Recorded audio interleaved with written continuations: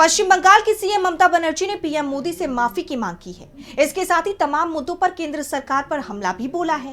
कूच बिहार में बोलती हुई ममता बनर्जी पूरी तरह चुनावी मोड में नजर आईं, जहां उन्होंने बीजेपी पर चुनाव से पहले वोट खरीदने का आरोप लगाया, तो वहीं ये भी बताया कि अगर बीजेपी बंगाल में आती है तो उसका नतीजा क्या होगा। देखिए ये रिपोर्ट। पश्चिम बंगाल की मुख्यमंत्री ममता बनर्जी कूच बिहार पहुंची, जहां वो चुनावी मोड में नजर आईं। यहां एक रैली को संबोधित करते हुए उन्होंने बीजेपी और मोदी सरकार पर तीखा हमला बोला। बीजेपी पर आरोप लगाते हुए ममता बनर्जी ने कहा कि हम बीजेपी की तरह चुनाव से पहले वोट नहीं खरीदते हैं। अगर बीजेपी राज्य में सत्ता में आती है तो वो बंगाल की संस्कृति, भाषा और विरासत को नष्ट कर देगी। इसके साथ ही ममता ने पीएम मोदी से माफी की भी मांग की। उन्होंने कहा कि कल संसद में बंकिम चंद्र चटर्जी को बंकिम दा कहा गया। बंकिम चंद्र चट्टोपाध्याय, जिन्होंने राष्ट्रगीत वंदे मातरम की रचना की, उन्हें उचित सम्मान नहीं दिया गया।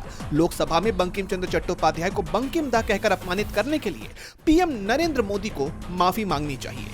केंद्र सरकार पर निशाना साधते हुए ममता बनर्जी ने आगे कहा कि राज्य को केंद्र से किसी भी तरह की मदद की जरूरत नहीं है, क्योंकि हम सभी स्कीम्स खुद चला रहे हैं।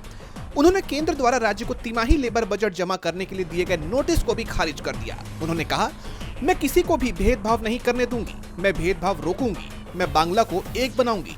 इसके साथ ही उन्होंने नेता पंचानन वर्मा के पैर छूकर कसम खाते हुए ये संकल्प दोहराया कि हम बांग्ला की रक्षा करेंगे। আমি কাউকে বিভেদ করতে দিই না, বিভেদকে রুখবো, বাংলাকে ঐক্যবদ্ধ রাখবো। পঞ্চানন বর্মার গায়ে হাত দিয়ে, পায়ে হাত দিয়ে শপথ করে বলছি, আমরা রক্ষা করব বাংলাকে, রক্ষা করব বাংলাকে, রক্ষা করব বাংলাকে।